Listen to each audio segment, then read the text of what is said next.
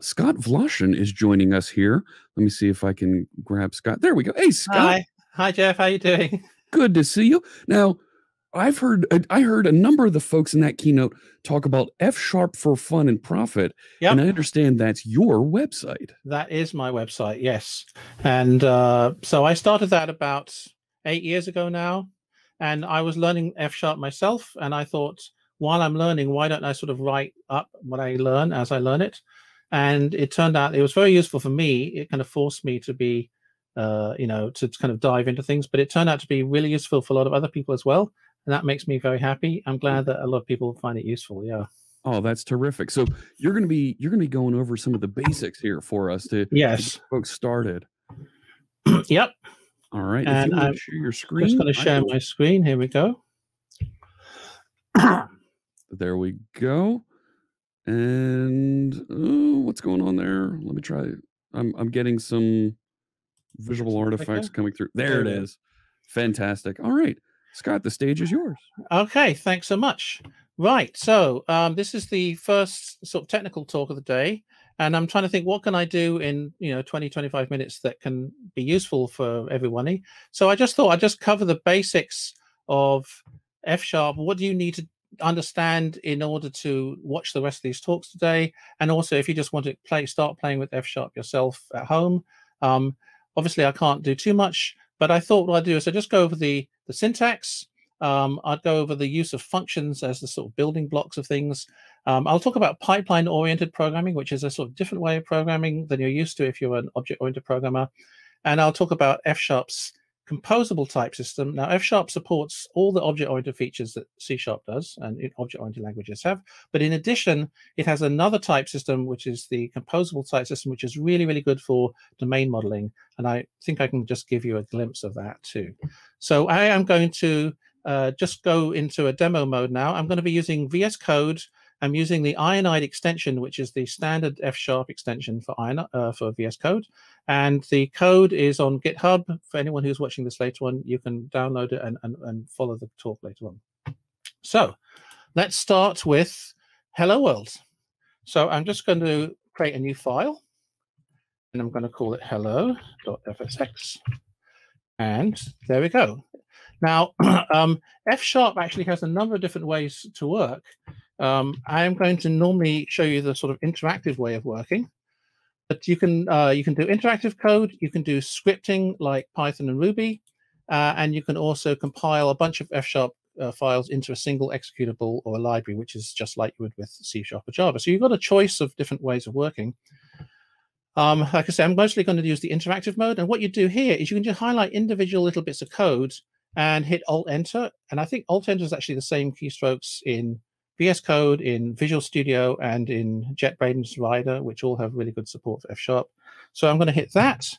And it's going to start up an F sharp terminal down here. And it says the name equals world. Okay. Now I do the next line. And there it is. It prints that line. So, okay, very exciting. But there you go. This interactive F sharp code. Often when people are working with F sharp code, we actually kind of play around with things interactively. And then when we're happy with it, then we kind of put it into a compiled format for deployment. Now let's try the script one. I'm just going to change it so it reads it from the console. So now I'm going to go over to a command line, and I'm just going to say .NET FSI hello.fsx. And that should run this as a script, just like a Python or Ruby script or Perl script or something. And it should ask me for my name. And there it is. And there it prints out hello, Scott. So that's basically, that's just a few minutes just to get started with F sharp for playing interactively. Now, let's start with some syntax. Okay, so obviously there's more to F sharp than that. The first thing you want to do when you're learning a new language is how do you define variables? How do you define functions and so on? So in F sharp, it's the let keyword. Let something equal something else. So here you have let x equals 42. Now in F sharp, the defaults are very different from most other languages. Everything is immutable by default. Most things are not allowed to be null by default. So no nulls, no mutation. That's sort of the default way of doing things. So this x, once you've assigned it to 42, you can't really ever change it again. Now, if I do this interactive thing where I do Alt-Enter and I show it down in the interactive terminal down here, you can see it says x:\int equals 42. So let me explain how to interpret that. So x is a value, colon, every time you see the colon, it's something to do with a type. So type :int means it's of type integer, and of course it's equal to 42. Okay, well that's straightforward. Now what about functions? So what's interesting is in F# you use the same keyword for functions, let, because functions are things just like strings and ints. I mean, it's a functional programming language. Functions are treated just like every other thing. So here I have a function called add. Now, a couple of things I want to point out is, first of all, we use spaces. It's got two parameters. We use spaces. We do not generally use parentheses and commas like that. That's not really the standard way of doing it. Sometimes you might do it that way, but in general, we don't. The other thing, there's no return keyword, right? I don't need to say return. That happens automatically. And if I do Alt-Enter on that, there it is. It's interpreted this as the function add. I'm looking down here, and it's x is an integer, y is an integer, and the return type is an integer. Okay, and if I want to run the code, again, when I call the function, I put spaces between the parameters, not normally commas and parentheses. So if I add 2 and 3, it says the answer is 5. Now, sometimes you do put the parentheses comma thing. That's typically when you're calling object-oriented code, for example, the .NET library. But normally inside F#, we tend to use the space type thing. And there's a reason for that. Is because we can miss off certain parameters and add them on later on. It's a very cool feature called partial application, but I'm not going to have time to talk about that today. Okay, now what happens if you have a little bit more of a complicated function and you need to have a big block of code? So in F#, just like Python, blocks of code are done through indentation, and you do not need the curly braces. So, this piece of code belongs to this function. These 2 lines of code here belong to this function. These 2 lines of code here belong to this function. So it's pretty straightforward how you do it, right? I mean, you don't need the curly braces to decide how it looks. And if you can define, inside your main function, you can define sub-functions and so on. And again, you can just indent, or if you have like a for loop or something, you can just indent for that as well. So everywhere you'd use curly braces, you just use indentation instead. So if you want to convert from a C language to an F# language, you basically follow these instructions. You use let.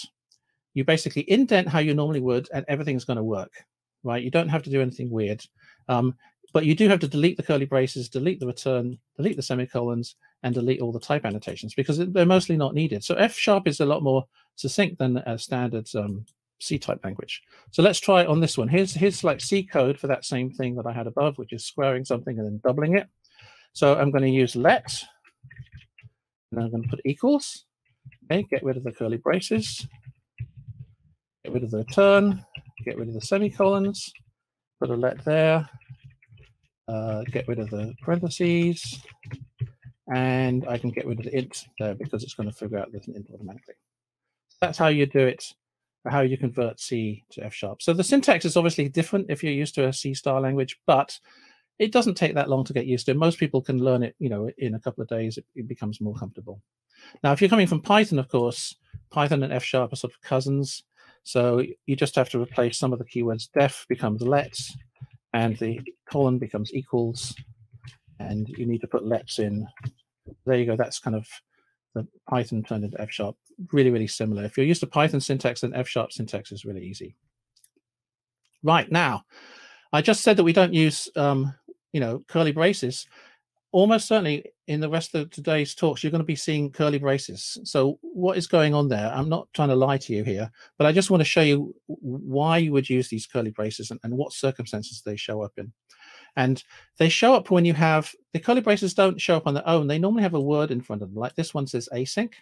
So this, when you see async followed by some curly braces, everything between the curly braces is a special block of code that we call a computation expression.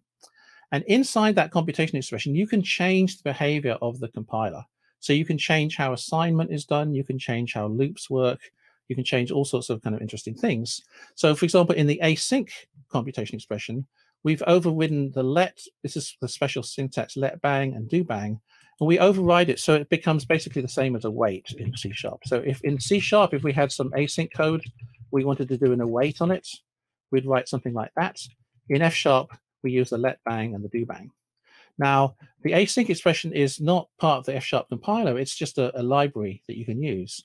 And there's all sorts of things you can do with computation expressions. You can use it for async, and you can use it for tasks. You can use it for like query expressions in C#. You can use it for generating, collections. You can do validation, error handling, testing, code generation, all sorts of things where you want to sort of change the default behavior of something. So I've got some examples here. This is a sequence. So this is a sequence computation with an SEQ.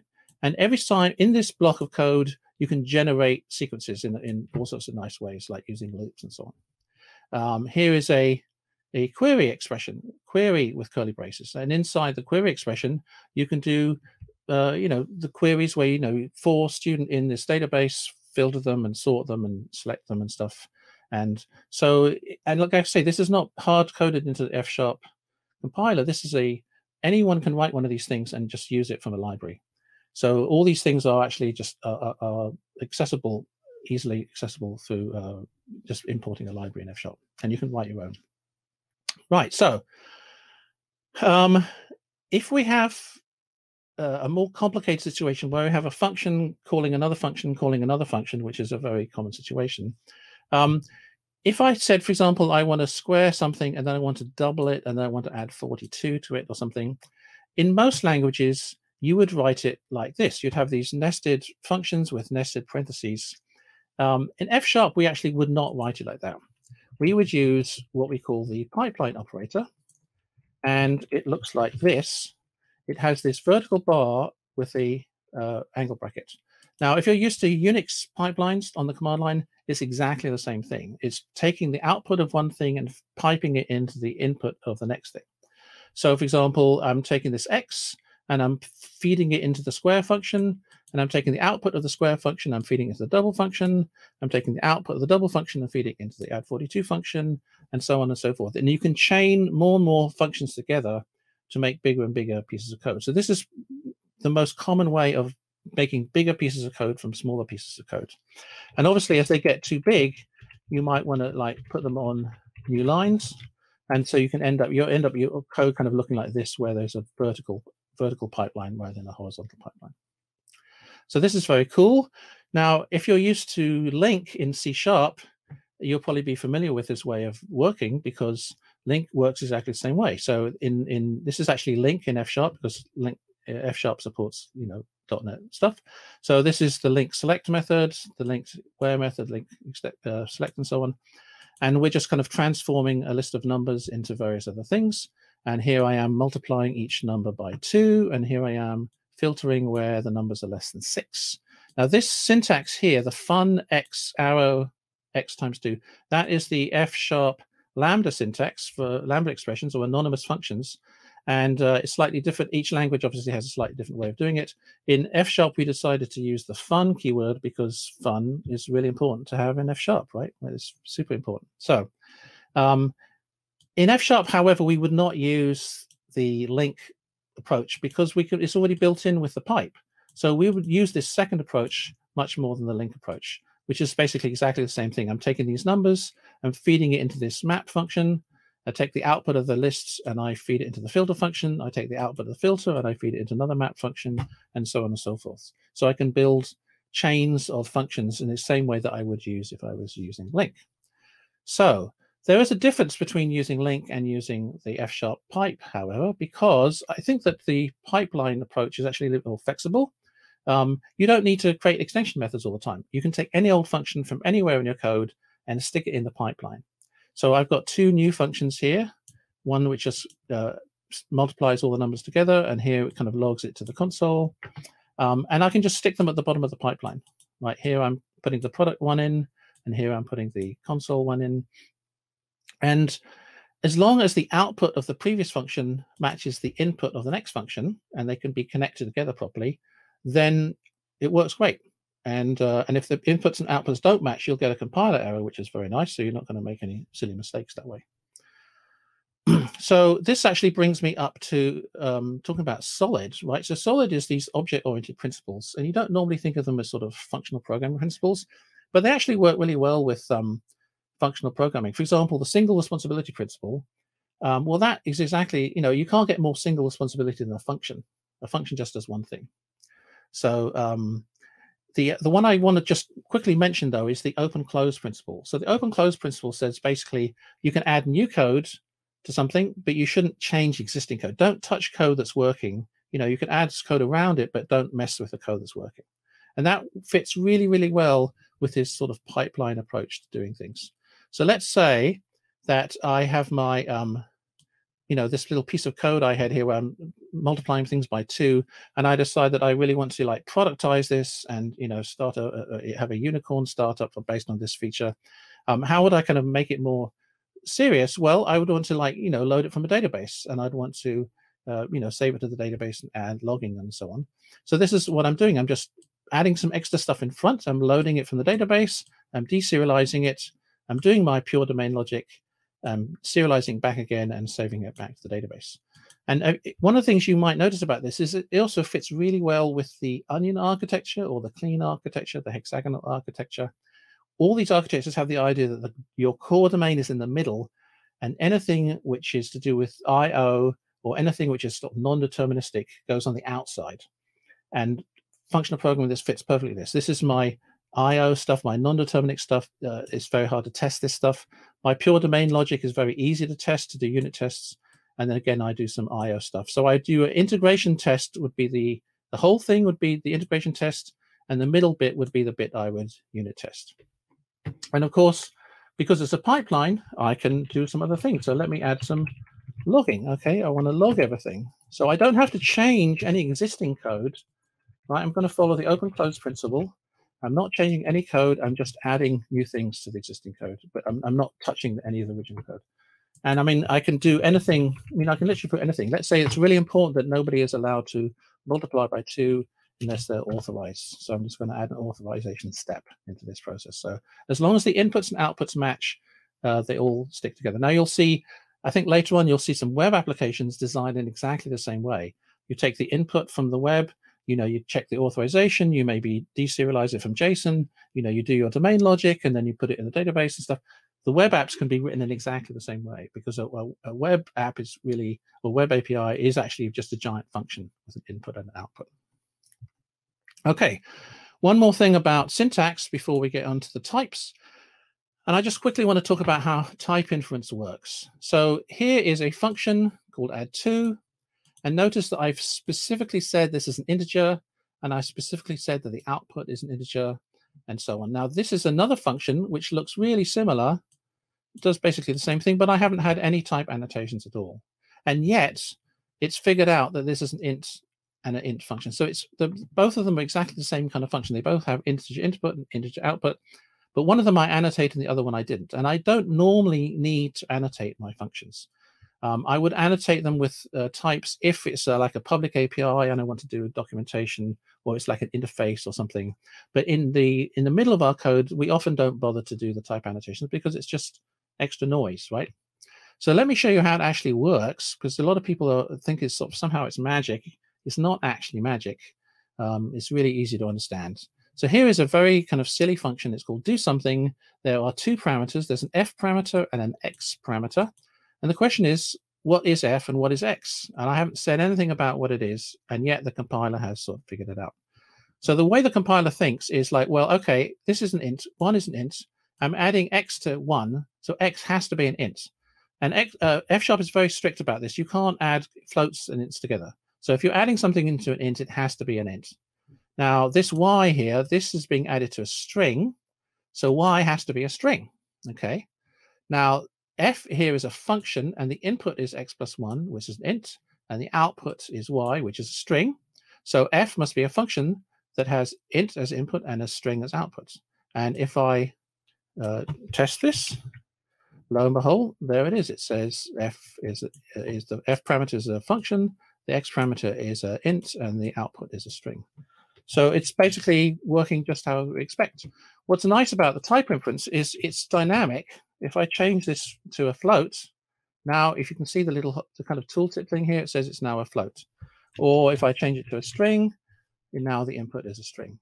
Or if I change this to an equal sign, so the output is now a Boolean. Are these 2 things equal? And if you look over here, you can sort of see that it's a Boolean. So it's really nice that it's sort of, very dynamic. It saves you a lot of time. Now, one other nice thing about the type inference is if you actually are if you're using this code, like here I have an int string function, and of course this has exactly this type that we want. It's going to turn ints into strings. So I can pass this in as a function parameter. Now, as soon as I change my code over here, I now get an error over here because it says, okay, this is not valid anymore because you're giving me an int string function and it's now wanting a float string function. And this is one of the nice things compared to something like Python is, you're getting compile time, you're getting immediate feedback if you've made a mistake. You don't have to wait until runtime. You don't have to even run any unit tests. It won't even compile if it's wrong. So you're getting, what I like about F# is it's got the sort of succinctness, it's concise. It looks like a scripting language because I don't have any types, but it's actually got this type checking that a statically typed language has, like C# or Java. So you're getting all the benefits of a static type language, but without all the noise of having all these extra types everywhere.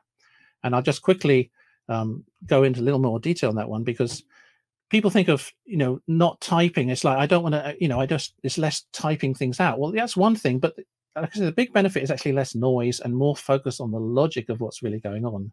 So I've got an example of some C# code and some F# code. Now, this is the C# code for the group by method in the link library. And you can see there's the actual name of the method. And there's all this other stuff. It's an enumerable containing a grouping, which has two parameters, a key and a source and stuff. Now, the F# code doesn't have any of that. It just looks a lot easier to read. Now, it's just a statically type check. It's exactly the same type checking going on in both cases, but you just don't have to have it with the F# code. It just looks a lot nicer. It looks a lot friendlier to work with. So that's everything you need to know about the syntax and the sort of pipeline approach to programming. Let me just finish up with some types.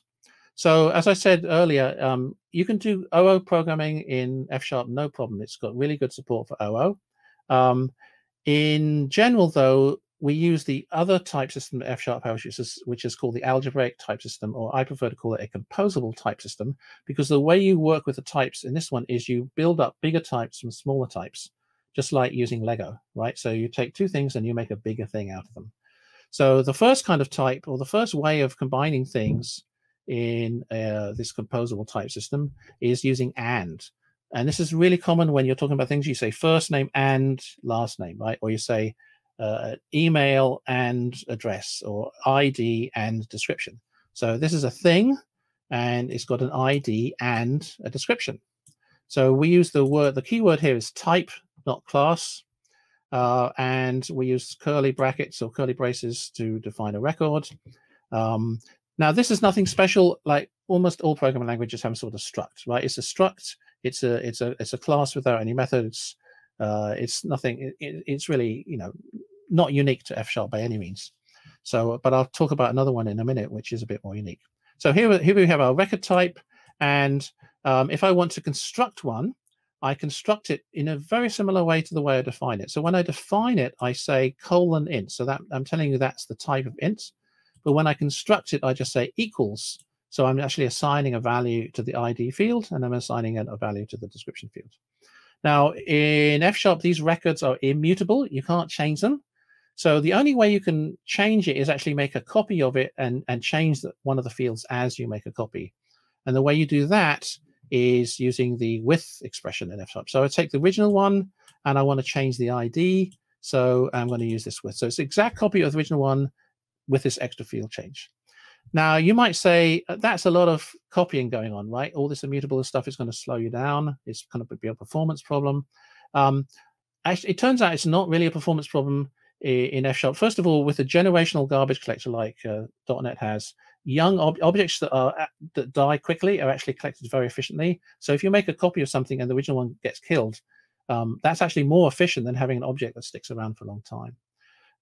But in general, C# and F# there's compiler optimizations, and there's various things that go on that make it quite efficient. Now, if you're really into serious performance, you can do structs in F# just like you can in C#, and that puts things on the stack instead of the heap. You can do all the things like spans and all that stuff, the zero allocation stuff that you can do in .NET. You can totally do it in F# just like you can in C#. So that's nice. One more record thing I want to show you is this.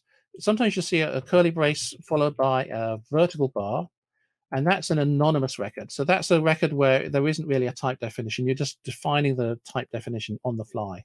So I'm saying this is a name and an email, but there's no proper type associated with that. That's very good when you're kind of exporting things to JSON or something like that. You don't really want to create a special type just to hold this complicated JSON. You can just define it on the fly. Now, the other type of composition in the F#'s type system is what I call a choice type. And it's when you combine things using the word or. So I would say a primary color is red or yellow or blue, right? Red or yellow or blue. And you use the vertical bar to mean or. And the technical word for these things is discriminated unions in F#, but I like to call them choices because it's a choice of these three things. Now, you might say this looks awfully like an enum in most other languages, and in this case, yes, but the difference is that in F#, these choices can have data associated with them. So here we have a color, and there's three different choices. It could be a primary color, it could be an RGB color, it could be a named color. If it's a primary color, it's one of these things. If it's an RGB color, it has the data associated with it is this RGB struct, which I just defined up here. And if it's a name color, the data associated with it is a string. So in this case, it's more like having sort of three subclasses, right? Each subclass has its own little data, and they all inherit from the same thing. It's not really like subclasses, but you can use it in a similar way. The difference in F#, of course, is this is 4 lines of code rather than having 4 different files with lots and lots of stuff in each thing. It's like literally it's all in one place. And I actually really like F# for doing domain modeling, business type domain modeling. And I'll show you, I'll just finish up with an example of this. Let's say you have requirements to take a payment method. And you say, okay, we take cash, or we take PayPal, or we take cards, right? Now, for PayPal, we need an email address. For cards, we need a card type. There's different requirements. Now, most people, if you wanted to implement this, you'd probably say, well, I have a abstract-based class, or have an interface class, and I'll kind of create 3 subclasses that implement that interface. In F#, we wouldn't do that way. We would probably do something like this. So here we have our payment method down here, and there's 3 choices: cash or PayPal. Right, I'm using the word or. Cash or PayPal or cards. And if it's PayPal, we need an email address. If it's a card, we need credit card information. Okay, so what's the credit card information? It's a card type and a card number. So I'm using the word and, right? So that's another way of building up things. That's the record type. And okay, so what's a card type? A card type is a Visa or a MasterCard. So by using choices, by saying and things and oring things together, I can actually build up a really sophisticated domain model in a few lines of code. And what's really nice about this is actually you can show this to non-programmers, and they can actually understand this. They can actually give me feedback. Did I miss something? So this is very, very clean, very easy to understand, but also very, very strict type checking, right? This is my domain model. I can't possibly, if I program to this domain model, I can't kind of have any errors. So I think that's pretty much all I have right now. So just to finish up, here's some things you can look at if you want to get moving on F# yourself. I would start at fsharp.org. There's a lot of good data there. That's the F#, the kind of focus for the non-profit, the community side of F#. The Microsoft docs are good. I would recommend, if you're into F# is to join the F# Slack.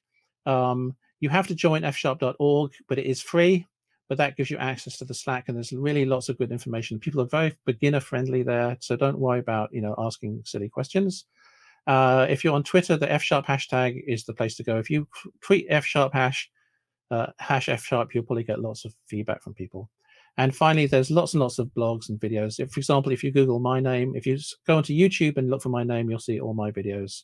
And if you go to, following me as Isaac, and if you look for his name on YouTube, you'll see all his videos. There's lots and lots of good stuff out there. So have fun with that. Thanks for joining. I don't think we sort of run out of time for questions, but do ask your questions on Twitter, and I will get back to you on Twitter. Lead you to anything. So, oh my gosh, thanks very much. Wow, so much really good stuff that you covered there. And I'm seeing some comments from folks out in Twitter that are excited to try out some things, some great feedback and commentary from folks.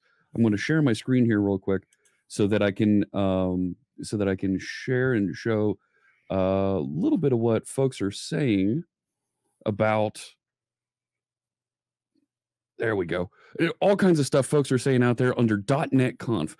Hashtag .NET Conf. You can ask your questions out there. Folks like Scott will answer your question. We've got some other moderators that'll help pull some of this together.